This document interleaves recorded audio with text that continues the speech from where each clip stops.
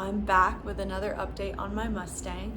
I was pretty vague last time in how I worded what was going on with my horse and the details in that, so I'm gonna get more into it in this video, and I'll start the video off by saying this is probably the last or second to last video I will make on this horse, whom of course I named him Phantom, which I named him that for two different reasons. First, Phantom of the Opera, and then second, Danny Phantom is a cartoon that was pretty popular when I was younger. The name Phantom is kind of what stuck for him, and yeah, so I've been calling him that. But we have some problems, and it doesn't have to do with his training, his personality, nothing about like who he is as a horse. He is wonderful, like truly probably would have been one of my favorite Mustangs for a makeover. Of course, you can tell by the way I'm wording that would have been means I am not going to sign up for the makeover with him.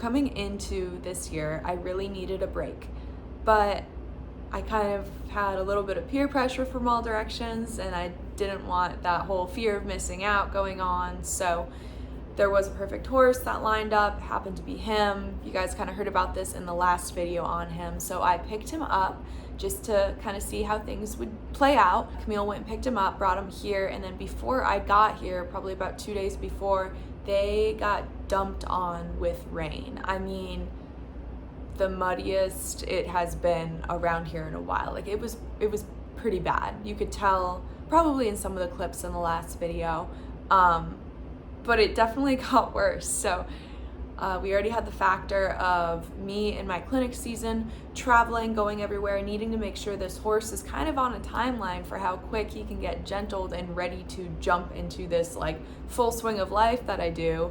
I don't have a one stable property like most, I think pretty much everyone else. Maybe there's a few that also do the same. The job that I have requires me to travel, which means he has to come with me in short periods of time. So that was already a given. I've been on the road with 4 different Mustangs before, I believe, at this point, so I'm pretty used to that tight timeline. When the weather's like that, you can't really teach a horse how to give to pressure if you're literally just skiing in mud the whole time, if there's not dry spots. Struggling a little bit with the training part there since the mud was pretty bad, so I just kept slipping and falling from like super normal things.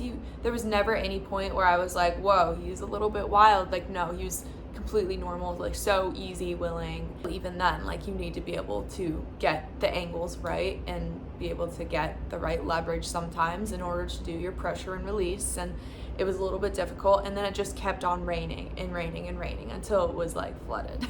And the other problem is that he's got a little bit of allergies or skin problems. You can kind of see under his face where it's really rubbed raw, and I know what it appears to be like. So if you know what that kind of looks like, I assure you it is not that certain type of disease or whatnot. It's just really bad skin problems. So that's also part of the reason why he's so itchy and he loves being scratched, is because his skin is really bothering him. He's very sensitive to the bugs. You can tell, like, even when he's just standing on the trailer waiting, he's constantly like fidgety, and it's not because he can't, like he's not like a horse that can't be mellow in his mind.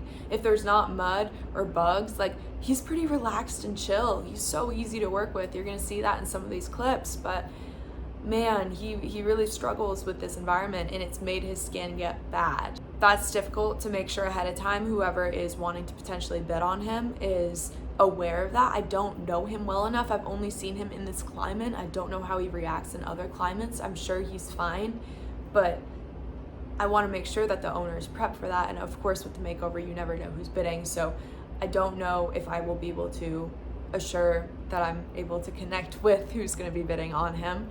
And the other problem too, since that tight timeline, horses need a health certificate to cross state borders, specifically and especially into California and Florida. California happens to be the place that I'm going to in a handful of days. So you need the health cert, which means you need to bring the horse in to the vet to get them looked at, make sure they're healthy. Because of the skin problem and it really inflaming underneath his jaw and his face, I highly doubt the vets are going to be able to approve him for a health cert to travel, and then he wouldn't be able to come with me, and I don't know what I can do from that. I can't change my schedule. I can't change what's going around with that. I'm doing my best to not get too bummed about it because I really, really like this horse, but also the amount I've already invested in him between hauling, adoption, feed, because he does need a little bit of weight. You can probably tell from some of the videos. He's not like crazy underweight, but he needs some more.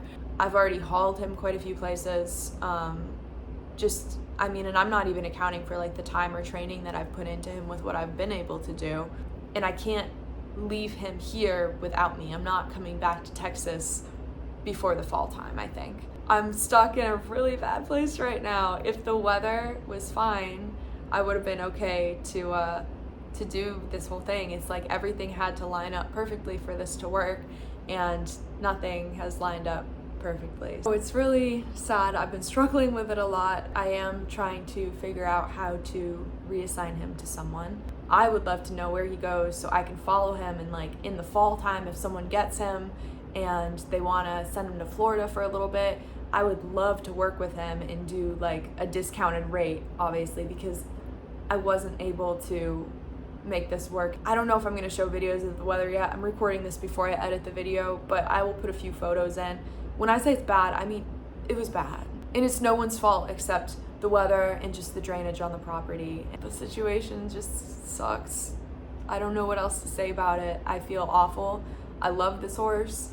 I want him to end up somewhere lovely. Of course, I wasn't going to keep him forever. He would have gone somewhere after the makeover. I'm really bummed that I won't be able to compete. I'm like, as I'm making this video, I'm actually saying these out loud because I kept saying like, oh, I might still like try, but I got to be reasonable and logical and make smart decisions for me and the horse. I just don't think there's any way to get his skin looking healthy enough to get a health start in time to go to California. And it's really unfortunate and sad. Here I am giving you guys an update on what was supposed to be a makeover horse, and now I won't have one this summer. I really like Phantom. He's a cool kid.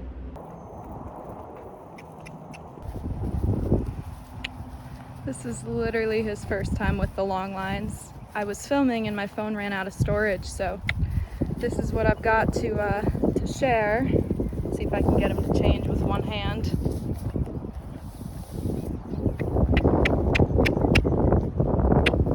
Good boy. But the second it hit his booty, he just walked like this.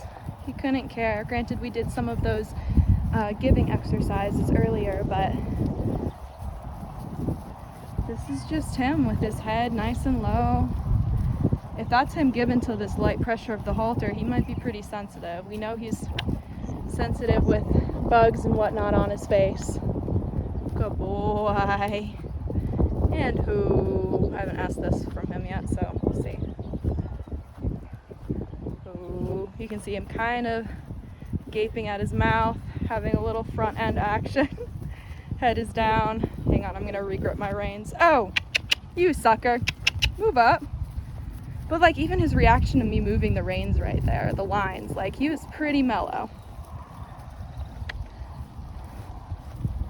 That's the only reason I'm really doing this, like these two videos on him. I felt kind of silly doing it. I wasn't going to share anything and kind of just go mute on it, but you know, I really like him, and I did want to share some of the footage I got with him because he is a really special horse. So his 4th day of handling, I trailered him to Austin. Camille, Connor, and I brought them. That's the first time I got to work him on dry footing. It was super fun. He did so well. He was amazing. I got to lunge him for the first time. Oh my goodness, he was lovely. Most Mustangs aren't super balanced when you're on the line with them asking them to canter, but immediately he was balanced and always on the correct lead and fixing it behind if he had to within a stride and really holding the circle, not pulling me out or anything. I stir singled him up for the first time, walk trot canter, no reaction, not even a slight like hump of the back, like no cinchiness. He wore a saddle pad. I walked him on 600 acres over obstacles, no hesitation or refusal at any of them. He's nice looking, he's built lovely, he's uphill, which is not common for a Mustang, and he's got good bone, he's a good height, he's like 15'1", he's a good age, he's 5. I don't know, I'm really bummed about the whole thing. I want him to land in the best place possible, and if I can, I would love to be part of his journey still, even though I was only a little part of it right now. I'd love to in the future, like I was saying earlier. If he needs more training or help in Florida, I'd love to do it at a discounted rate. He will end up in a good place and getting his skin taken care of. So change of plans, Phantom is now going to be reassigned. The paperwork is starting to go through for that. I have a client who has a horse in training with me right now, and she has been talking to me about how she's always wanted a Mustang, but she wanted one a little bit bigger and a little bit more English type of horse, big shoulder, uphill build. And right when we picked up Phantom, I knew that he might be a good fit for her, so I told her, hey, keep an eye out for this one. He's going to be available later on. And that came sooner than expected, but I reached out to her and she was very interested in him. From the first photo I sent, she said that he was a horse she would have picked out herself. It just works out really well because of his skin conditions and allergies. Like, she's also understanding he could use a tiny bit more weight. His weight is good, but it's not good for heavy work and training right now. So it would be good if we could get the weight up a little bit more. It really works in this horse's particular favor because he needs kind of a rest period to recover his skin, his allergies, gain some more weight, and then go into the training rather than kind of cramming him into that makeover period where he's got the personality and ability to, but I think health-wise it's better for him to kind of get stable in a situation and just go a little bit slower. I think like training, he probably could have been pushed to reach the limit, but again, because of all the out of the state stuff that I talked about before and me not being able to get a health certificate in time for him to cross over that border, this really worked out well, and this owner, Krista is really understanding of that and excited to give him a chance to kind of recover before going back into training with me. So the current plan is to give him 2 more weeks of training just to really solidify all the domestication aspects of his training, get him ready to see a farrier, easy to be caught in bigger spaces, and ready to move into Krista's place. And she's going to take care of him for a few months. Basically just love on him, get him weight, medicated baths, probably allergy shot. And then he'll start training again to be started under saddle, and she hopes to do some trail riding with him, riding around their place. He's going to be their fun horse, their go-to horse, and hopefully some English stuff as well.